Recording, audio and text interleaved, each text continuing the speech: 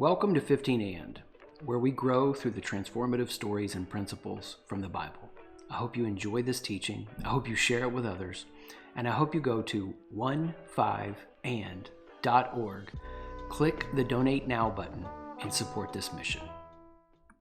When I started really paying attention to leadership, something that stood out to me so viscerally, this was actually in college, and the college president, I don't remember his name, he was only there my freshman year, had a successful tenure, but the closing legacy of his leadership became a joke. And the reason it became a joke was because he used a gathering with all the students to push hard on one idea and one point. The campus had just done some construction with some new buildings, and they had poured the sidewalks connecting the different buildings, the new buildings. And students were walking a different path other than the sidewalks, because they really did pour the sidewalks before they figured out how the users were actually going to use the pathways. And so I remember this so vividly, the morality scolding, the crusading, the shaming, the pressuring, the closing message, the legacy that is in my mind of a tenured, long-term effective president. Do you want mud or grass? The chiding, do you want mud or grass? Just kept on. Now, I understand there are times in my life, raising 3 kids, having all 3 of them in their early 20s, walking organizations through change, being with teams when things just feel like we're not accessing our best wisdom, that frustration that's there. Like, do you want mud or grass? Just follow the rules. Get your crap together. Do this thing. Do it right. So we're walking through in this series called Heaven Now, each of the fruits of the Spirit, because I don't believe there's a better list of characters for us to understand who God is and who we are. What's it look like to be in the height of the expression of who God has made us to be and the beauty of who we can be as humans? And then we're looking at one of Jesus' teachings, the Beatitudes, and how it relates to that. These are the high water marks to me of what it means to really understand who God is, who we are, and how we live out of the beauty of that at the highest level. So today we're looking at the fruit of the Spirit of goodness. And what happens for the person with the fruit of the Spirit of goodness, this is how they view the world. There's a path to be on, a paved sidewalk, or you're in the wrong. Everything has this clean categorization. There's a black and there's a white. There's a right and there's a wrong. You're either on the path or you're off the path. There is no in between. There is no middle. There is no other issue. And so this wiring, here's what starts to happen for them as they lead out of that insecurity of I have to bring an ordering of right and wrong to myself and to others. Over time, where their influence has its most impact, the team's creativity starts to die. They start to train people. It's mud or grass. They love putting up the sign. Again, this is in their most insecure expression. It's like, did you see the sign or not, you dummy? That's the sidewalk. It's paved. It's clear. Stop going off the path. This energizing force, this morality that is a crusading energy starts to drain the team. They feel policed more than they feel led. Look, of all 9 of these, I think this one has probably the most application for the work we do with Site Shift and leadership teams, also because we are headquartered in America. And the conscience of the West is very affected by what we label as the fear of bad person, being a bad person. It's the identity insecurity that there's something flawed with me, there's something wrong with me. And this gets jacked up really bad for people. That's a sophisticated way of saying they have a bad theology, and their conscience ends up getting weaponized against them. I've seen people go to church for years, read their Bible for years, and pray for years, and never find freedom. It's a continual self-flagellation. And you see this because their prayer life starts to turn into a performance review. Like, God, show me where I'm wrong, because I know I'm wrong. I suck as a human. There's a lot of my stuff that isn't together. So if you just point that out, then I can self-flagellate. Then I can feel better. And you get on this cycle of feeling alive through the forced punishment you're putting on yourself. So your conscience starts to get weaponized against you. Your soul gets thin. You lack the aged maturity and wisdom that could happen for you. I think, too, these kind of people turn into like the police force for everything. And you see this, and social media has been awful for these kind of people, right? They can just like critique everything. Every little finer point of theology, they're wrong, and here's why. Every little finer point of a song that has something in it that isn't theologically aligned with who they are, they're wrong. And I think about that intelligence bell curve meme. I don't know if you've seen it. It's got like a simpleton face and a really stressed out face at the peak. So intelligence follows a bell curve, and you have not very smart people, a lot of mid-smart people, and a few very smart people. And this meme, there's this simpleton face, God loves you. There's this stressed out face, you better believe all the right things. And then there's this Jedi face, God loves you. God loves you. And it's hard for this wiring to access this when they're most insecure. And so the way that we talk about these identity fears is proving and hiding. And so this identity fear starts to show up in proving or hiding energy as the high horse critic. They're on the horse, they're lonely, they're looking down at others at how they're better. And so what happens in the proving energy of this person fuses their identity with their standards. If they hold the line, they feel good. If others hold the line, they're good. If you flex and you're compromised, then you're flawed. And if others compromised, they're flawed. All of these have a beauty and a strength to them. But you've got to let the work finish before the beauty of the gift shows up. You know, last time we looked at Solomon. Solomon's gift. The man got things done. He's a builder. It's an amazing gift to the world, what he accomplished. But the darkness of it, the flaw of it, is he focused on building projects over people. The gift here for this wiring, they're so wonderfully wired up to see standards, to order chaos, to categorize. The darkness of it is all they see is the categories. They start to be limited by the categories. Categories are a beautiful thing. They help us name things. You know, we use a term now very normally. We say AI, artificial intelligence. That's a category. It helps us relate to it and understand it. But there's a lot of gray I'm experiencing with this thing called AI. I think the category is good for conversation, but at some point you'll miss the gray wisdom if you don't get beyond the category. This is exactly what the discipleship process God is taking these people through. And if they miss it, they stay in a place where they moralize everything. And they confuse being righteous with being right. It's why there are people that can have all the P's and Q's of their doctrine according to their ideology checked off a box, and they can be cruel towards others. I think the emotional spectrum for how these different identity fears show up is so interesting to me. Because, the fear of inadequacy, we looked at Moses having a hard time accessing the fruit of the Spirit of patience.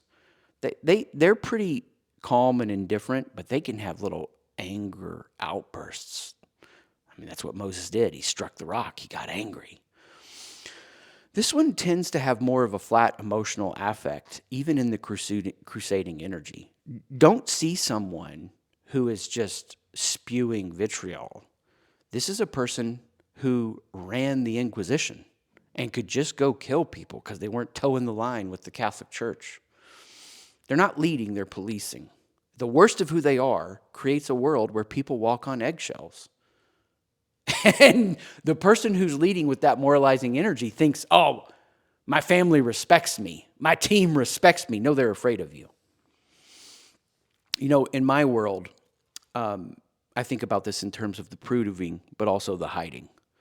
And this identity fear shows up in hiding. They don't withdraw from morality. They withdraw from action. They begin to be so afraid of doing the wrong thing that they do nothing. And then they beat themselves up about doing nothing. They delay decisions. They say, I'm praying about it. I need to keep reading on this and get more clarity. I want to make sure this is right. And 6 months later, it's still the same situation. The way I would say it is this: they're trying to get an identity from moral consistency. And that's what they fall back on when they feel most stressed or insecure. It's a lot like the story Jesus told. Thank you, God, that I'm not like that dirty sinner. And it was this Pharisee who had all the moral uprightness, but all the filth in their heart. I think one of the things that's interesting to me, working with communicators and coaches and leaders who have this identity fear, especially when they get into the hiding space, they're blind to the way people are actually walking on the grass. They're not very relatable because they live in a cocoon of self-imposed moral purity that when they really start to understand real life, it's a shock to them because they really push hard to keep themselves in a place.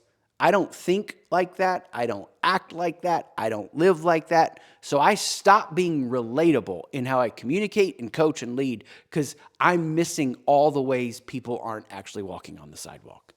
Now, this doesn't show up big for me right now in life, but it did. There was a phase where I literally spent a month meditating on Matthew 23 every day just because I feel like there was so much in me that was bound up in, God, aren't you happy with me because of my morality and my moral purity? And one of the things that's been interesting to me over a decade of doing what we do with Sight Shift and being in real life with people and showing up in a non-judgmental way is all the freaking ways they walk on the grass and I never knew. I'm like, you do what? You did that? You went there? And I don't say that out loud, but I still have that experience on the inside of myself as I'm like, I can't believe it. And so what this fear does, this fear of being a bad person, when they're most insecure, they reach for these categories and they start classifying things. And they say, this is light and this is dark. And they see issues as light and dark. They don't see people. And so I think there's a really powerful biblical example that if we can dive into it and grasp it, it will give us the best biblical example I know of in seeing what transformation looks like. And this character we're going to look at, he learned to get his goodness from God, not his moral purity. And we're all affected by him today. See, here's the idea. If you can't go get what you need from God, you try to get it from your circumstances. And it creates unnecessary suffering in your life. Because God is working a discipleship process in you where your circumstances, God is using them, even though God isn't the author of the testing or the temptation, to cultivate this fruit in you. So we said, for the first one, if you're not getting love from the Trinity, and you're trying to get love from how useful you are to people, you lose who you are and you just rush in to meet needs. You're not doing it with God, you're doing it for God. If you can't get joy from the Trinity, you're going to try to get joy from a hyped future, and you're going to run from the pain of where God is transforming you.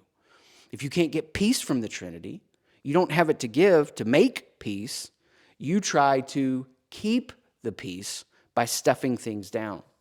If you can't get patience from the Trinity, you can't slow down enough that God gives you your competency, not your circumstances, that God is equipping you to do new things and try new things and to be patient. And here's the thing, if you can't get goodness from the Trinity, and I'm going to define goodness for you very clearly, biblically, if you can't get goodness from the Trinity, you're going to try to get it from your categories, from the checklist, from the verdict rendering.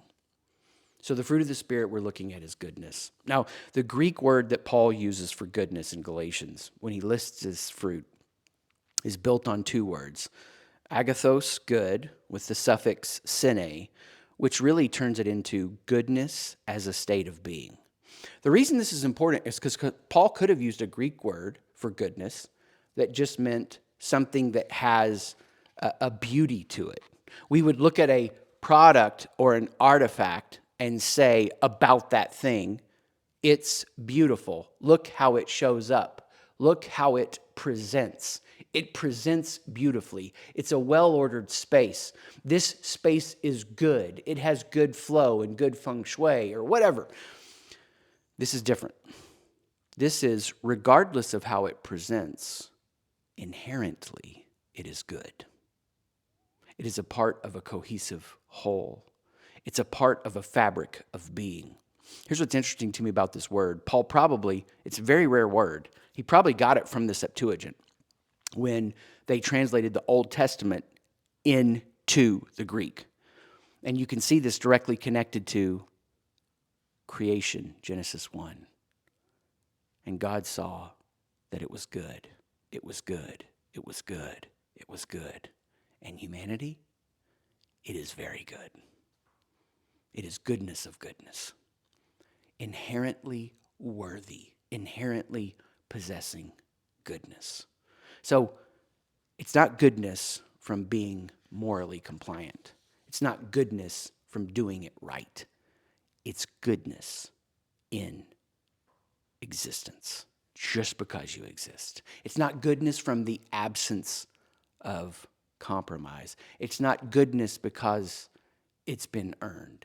It's goodness because you exist. And the best character we could look at, funny enough, the guy who wrote the list, is Paul. Paul gives us, I think, biblically, the best comprehensive example of seeing someone who stops getting an identity from their categories, who stops getting an identity from their moral compliance. Now, mostly we're going to camp out in Romans 14. Romans 14 is a brilliant chapter where we see what he's able to do because he is transformed to know his identity isn't through morality, through crusading energy, through only walking on the sidewalk and literally killing people that walk on the grass. He goes through a shift to understand who people really are and who God really is. Now, the background on this is, imagine this. This is hard for us as Americans. We're a 250-year-old experiment. And most of us, we've moved around so much, we don't actually have a part of something that has been practiced in our family for hundreds and hundreds of years. That would be weird. We don't think that way. One of my daughters younger daughter has a boyfriend, and I learned his last name 4 or 5 days ago. You say, Chris, how long have they been together? It just hasn't been relevant information to my brain. Yes, my younger daughter's like, I literally wear his sweatshirt around the house. It has his last name on it. She was showing it to me last night. How have you not seen this? I'm like, it just never showed up as relevant. But it did show up as relevant 3 or 4 nights ago sometime. And I hear his name and I'm like, ooh, I want to know the etymology of that. So I'm doing some research and looking it up, and it's connected to this certain name that was used, I think, somewhere in England, and now I know the meaning of it, and next time I'm around him, I'll mess with him and joke with him about it. But there's something there that's in his name that's part of that legacy. He probably doesn't even know what it is. He's probably never done a deep dive on the etymology of his last name.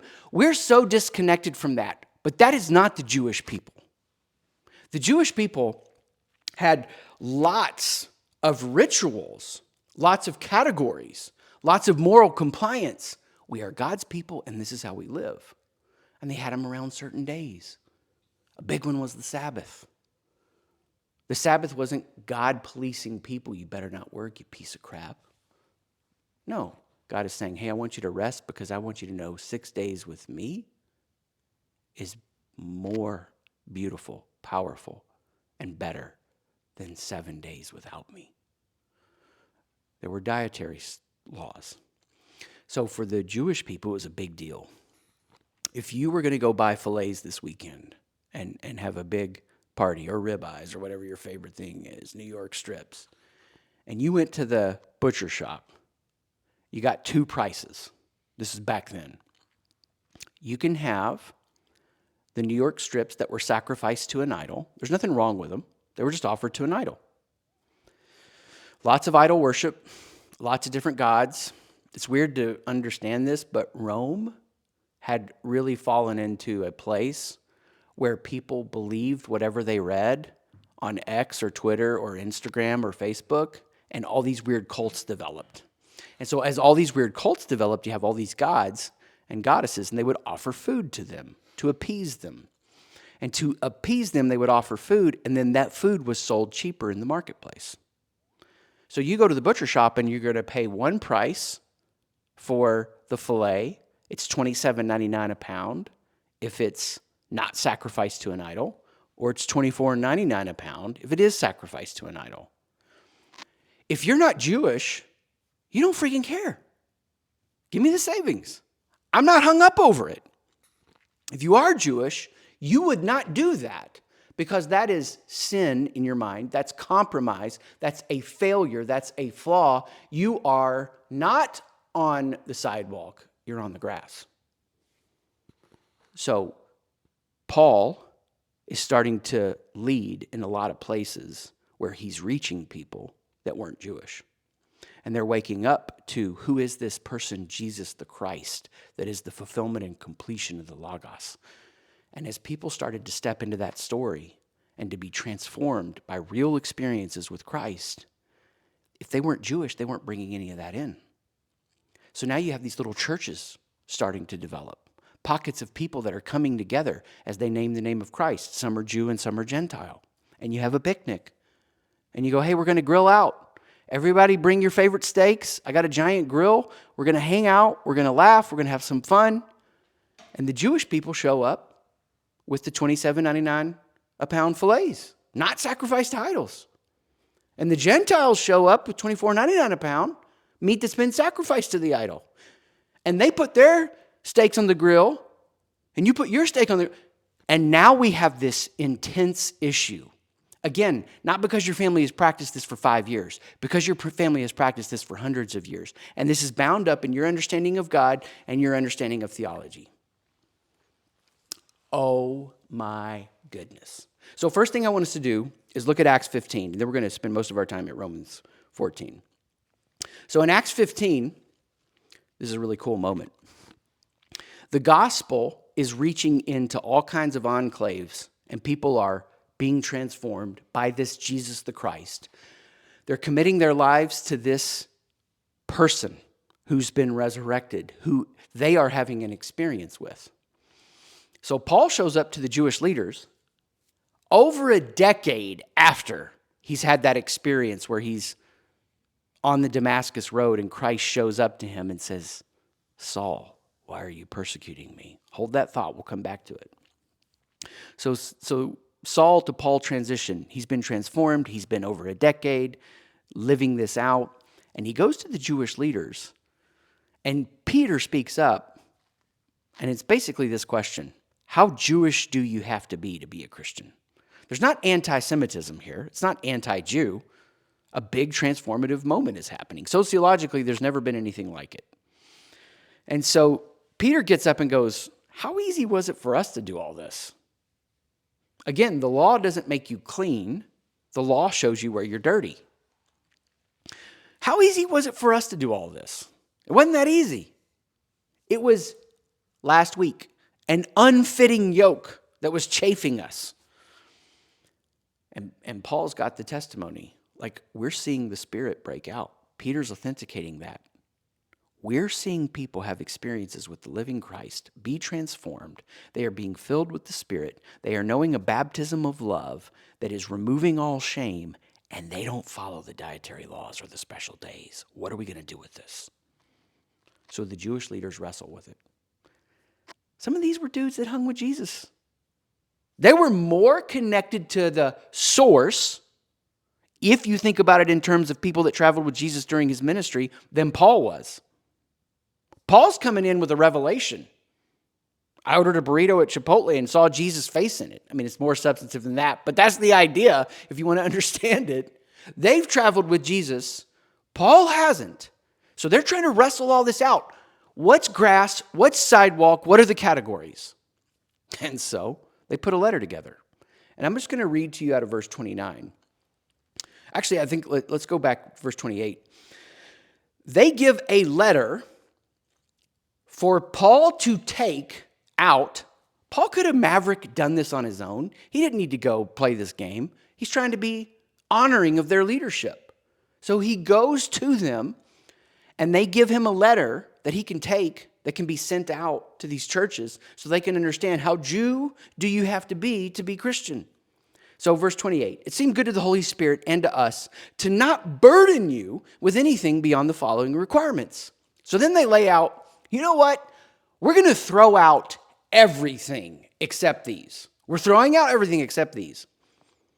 Verse 29, you are to abstain from food sacrificed to idols. Hold that.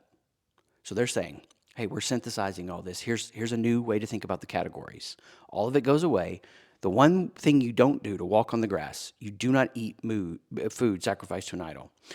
From blood, from the meat of strangled animals, and from sexual immorality. So they're just like, don't eat the cheaper fillets, pay more.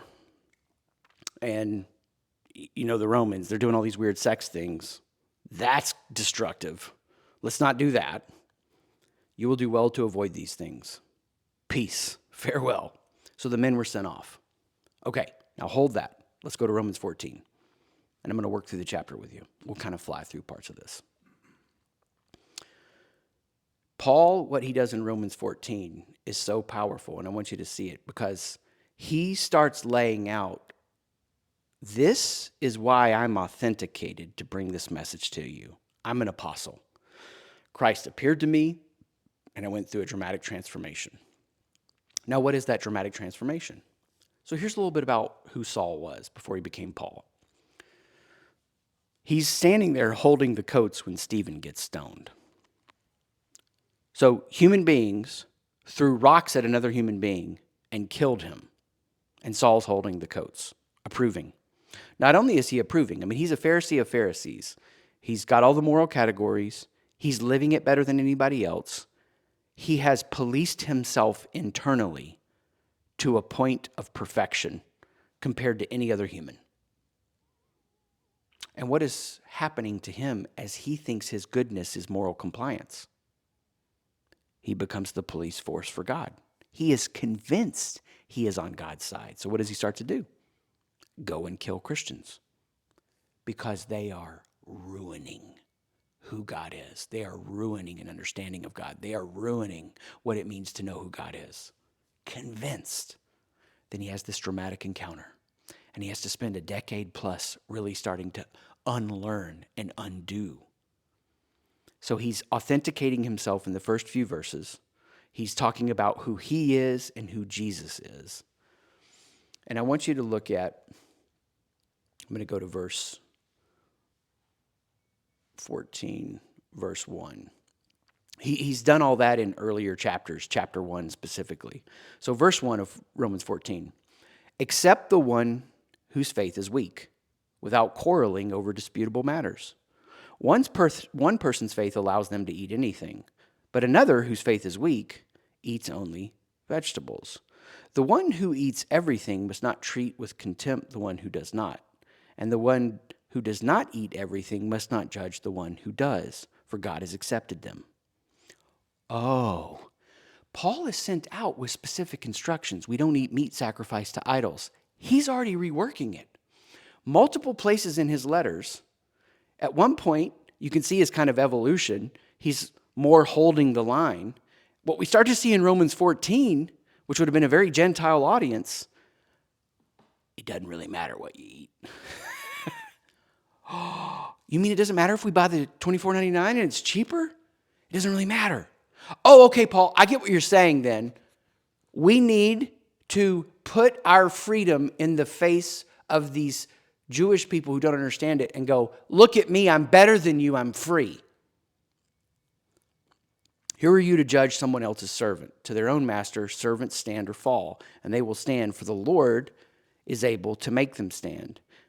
So he talks about this food issue, and he's walking through it in a completely advanced way from what the letter would have sent him out with Acts 15. And he's creating this distinguishing mark, and he's basically saying this: you're stronger in your faith if you're not hung up over this food or that food. Well, that makes sense to us. You're stronger in your faith. He's about to break this down in the rest of the verses here. One person considers one day more sacred than another. Well, yeah, they would have considered the Sabbath day sacred. That's the Jewish people. Another considers every day of like. What's the answer here, Paul? Give us the categories. There's a black and a white. You're on the sidewalk or you're on the grass. He says this: each of them should be fully convinced in their own mind. This is for you. This is for you to figure out. Now, he gives us a better definition of what it means to be fully convinced in your own mind near the end of the chapter. We're going to look at that in a second. But he says this in verse 6. Whoever regards one day as special does so to the Lord. Ho, ho, ho, ho! Here, this is powerful. Here's what he says. The answer isn't, here's the higher evolved reasoning, and you need to put this in the face of others. The answer is this.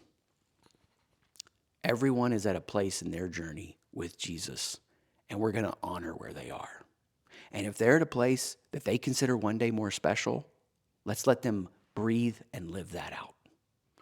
And if they're at a place where they don't consider one day more special than another, we're going to let them breathe and we're going to let them live that out. Why? Whoever eats meat does so to the Lord, for they give thanks to God. And whoever abstains does so to the Lord and gives thanks to God. For none of us lives for ourselves alone, and none of us dies for ourselves alone.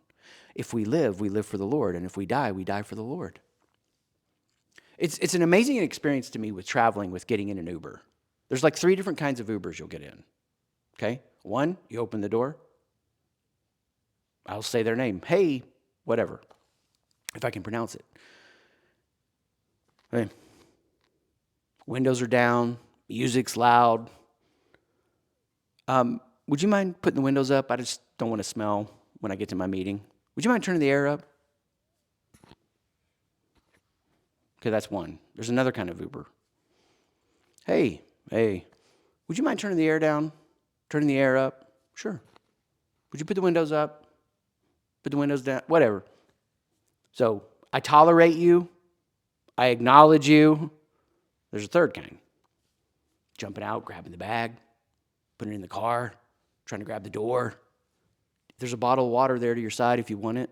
They'll have a little sign on the back seat.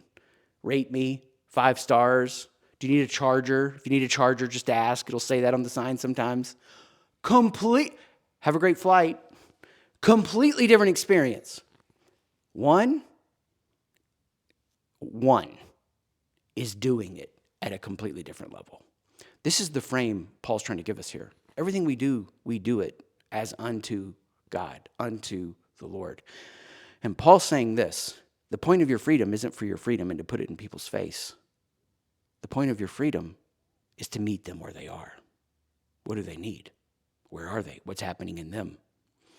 Verse 9, for this very reason Christ died and returned to life, so that he might be the Lord of both, the dead and the living. You then, why do you judge your brother or sister? Why do you treat him with contempt? We look down on others because they're on the grass and we're on the sidewalk. We'll all stand before God's judgment seat. Now, this is what's really powerful to me when I look at this chapter, and I want to make this really clear. You can metaphorically relate to God as judge. There are theological reasons you can do that. Metaphorically, that's biblical. However, I don't believe that's the dominant biblical metaphor. And what's interesting to me is you can look at the Christian tradition and it's split into the West and the East. And in the West, we've been dominated by a metaphor of God as judge. You're in or you're out. And I think that bleeds into even how we approach God. God's impartial. God is mean even. God is bringing the hammer down. And while biblically, I think you can look at the metaphor of judge, I think we read into it terrible stuff that is not there theologically, that the judge is angry and has to unload a punishment, and it's this act of punishment, and the judge is so angry, and Jesus steps in the path of that and goes, I'll take all this on the cross. I'll take the anger. No, it's that the law couldn't make you clean. And what Jesus took on the cross was this. All the absence of the fruits of the Spirit. But in this one, Jesus took on the cross for us the feelings of being separated from God, that I'm bad and I'm defected. So we never have to live in that lie. So that we know we are very good. We are very good. If I can know the goodness within, the way I live isn't a moral policing of myself or others. If I can know I'm good within, I can start to see the gray, the wisdom beyond the categories, and I can meet people where they are. And the dominant metaphor in the East wasn't judge, it was physician and sick, which is what Jesus is doing when he's telling parables. He's trying to help them unlearn the false way they understand God. My Father's always at work. My Father's like standing there waiting for you to come home and to run to you. Jesus says about himself, the physician doesn't go to the healed, he goes to the sick. And he's going to the Jewish people because they were sick, because they were broken, they were hurting. They didn't understand what all this was about. You weren't offering sacrifices to appease God. You were offering sacrifices to have an experience that invaded all your senses, that you could know you're loved and you're not separated from God. And the people that have this identity fear of being a bad person latch on to one metaphor over the other. And a lot of that is the contextual influence that we live in the West. Now, I want you to look at the end of this chapter because there's so much we could look at. But this is like the culminating, beautiful part. Verse 22. So whatever you believe about these things, keep between yourself and God. Whoa! You mean I don't broadcast it to everybody? And the context of this would have been tight relationships. Everyone at some level will be offended by what I believe or do if I put everything out there in the world. And I'm happy to put anything out there. What this means, though, is in the context of my micro communities, the teams I'm on, my family, my marriage, there are some things that I don't have to share. I can keep it between me and God. Blessed is the one who does not condemn himself by what he approves. He doesn't condemn. What does it mean? But whoever has doubts is condemned if they eat, because their eating is not from faith, and everything that does not come from faith is sin. Here's what he's talking about. He's talking about your conscience. There are things that you can do that I can't, because I can't do it in faith. There are things I can do that you can't do, because I can do it in faith. I'm paying attention to my conscience. Most Christians aren't at a place they're learning to discern and test the spirits and mature their conscience. They're driven by a weak conscience because they only see a God who operates mud or grass categories. For any of you that have been married for any amount of time, you know how easy it is to moralize the stupidest things. That's not how you load the dishwasher. Let me show you how. The inefficiency of how this has been loaded means dishes are going to sit in the sink that don't have to. This is how you load the dishwasher. A moralizing of the dumbest things. This is the path that we're all on as humans, learning who God is beyond the categories. And what Paul went through that was such a radical shift that is so powerful and beautiful to me is he saw God beyond the categories and started paying attention to how people were walking on the grass, even if it didn't fit his worldview of what it meant to be on the sidewalk. And then he went beyond what the early leaders in Acts 15 gave him to march forth with. A really powerful text in Acts 9. God speaks to Ananias. Paul's been made blind through this revelatory encounter. And God says, go to Paul. And Ananias is like, no way, he kills people. You know who that is? He's disgusting. He's the worst. No, I want you to go to him. Ananias shows up. How does he respond to Paul? He says, hey, brother. Calls him brother. Whatever your weird upbringing in Christianity might be that has weird terminology with all that, suspend it, because this was a revelation at that time. You would not call someone family that wasn't family. Hey, brother, you're one of us. You're one of us. If you can really start to learn who God is beyond the categories, I know that creates an uncertainty that's unnerving. I've seen 3 transformations, 3 applications that have helped me a lot. It helps me working with others. I think it could help you. Number 1, learn to pour the sidewalk where the feet go. Here's what I mean. How much better would it have been if when they built those buildings with that campus I was at, if the president would have said, we've built the buildings, we're now going to pay attention to the paths you walk, then we're going to pave the sidewalks. I mean, at its core, business failure, leadership failure is not understanding where people are to lead them where they can go. And so the person that goes through this identity shift starts to study people and notice people more than the categories. It's the team member who keeps cutting corners on a process. And you go, but that's not the process. This is the standard. I got to discipline the corner cutters. No. Ask why the process isn't working, that they are cutting those corners. I've sat in so many leadership team meetings where they have an issue and they're like, this is what we need to make the policy.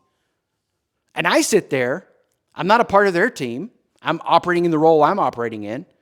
And I'm like, can I offer something here? Here's how I would find a loophole in that policy. Because I'm going to find the loopholes in the policies. If you're giving me a policy just to follow, I want to get it done.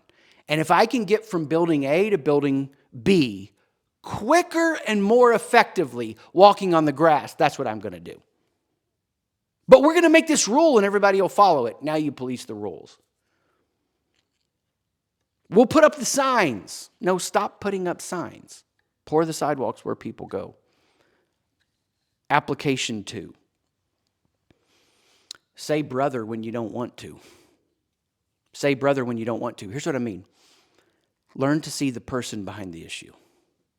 To be redemptive, to be transformative, to be at the peak of influence for what this identity fear can bring to the world. Suspend your categories and love people. I saw a pastor do this a couple years ago in a really beautiful way. This was right when the Supreme Court had made a ruling about abortion. And Christians were excited by this, and some Christians were upset by this. Wherever you land with all this, let's pick a simple topic that nobody has a big opinion on, like abortion. For me personally, I can't save the whole world, but I'll save my micro community. If anyone I'm connected to was in a place that they felt the pressure of an abortion to whatever, I'm going to step in and go, with my resources, we'll take care of them. That's how the world's changed. Heaven now. That's the whole point of this series. We're not waiting for the cultural headwinds to move in our favor. God is going to reign when policy works from the top down. It's when at the micro level we live transformed from the bottom up. But what I saw this pastor do that was really wise and brilliant, he said, the world already knows what we believe on this. Let's go out and rescue the people drowning in the water. If you've never interacted with and deeply coached and led people who have had abortions, as I have, you have no idea of the shame they already feel. And any that don't have cut themselves off at some level from their conscience. And that's why Paul says this wisdom that's so powerful. We keep it between ourselves and God. Don't let your conscience condemn you. If your conscience is maturing through something that is a gray category, let your conscience mature. If it is something, and there are some things in life that are black and white, if it is something that's black and white, the people around you probably already know how you feel about it. Love them anyway. Love them anyway. It sucked to me as a college professor to hear the most rabid, I'm putting this in air quotes, Christian parents be the ones to kick their kids out when their kids came out as gay. The kids already knew how the parents felt about it. They needed to be loved in the midst of that. I know this is messy.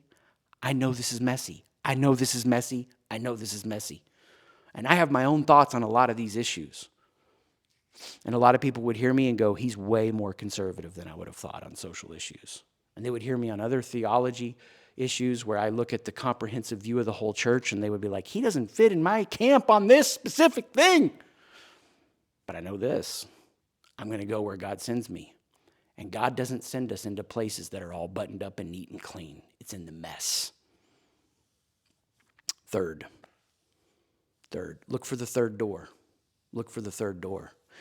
The identity fear of a bad person only sees door 1 and door 2. It's either or. It's this or it's this. It's this or it's this.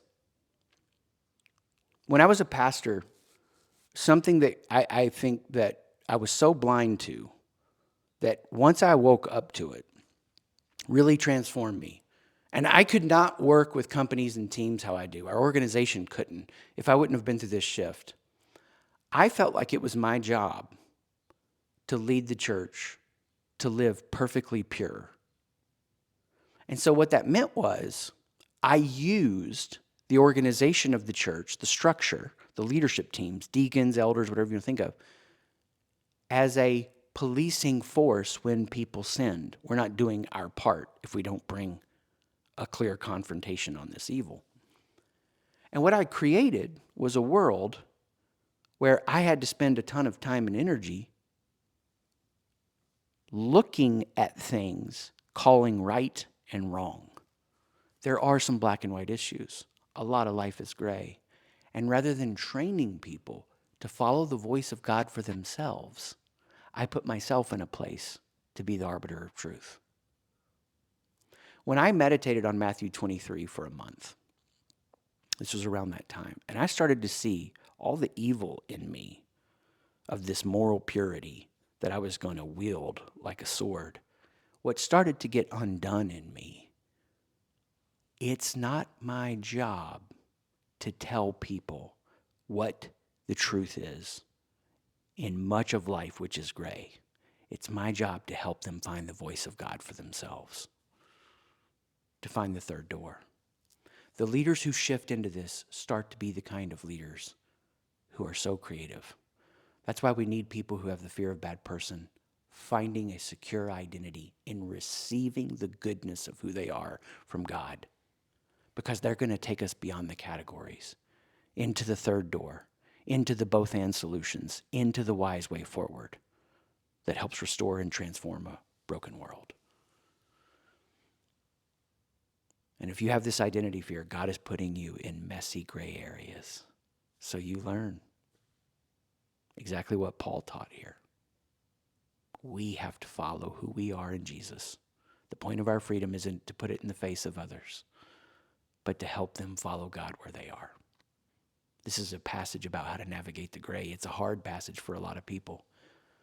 And it's why we exist today as a church, because the Holy Spirit used Paul to synthesize Greek and Jew together, Gentile and Jew together, I should say, in a way that has sociologically never happened in human history. And we're here today.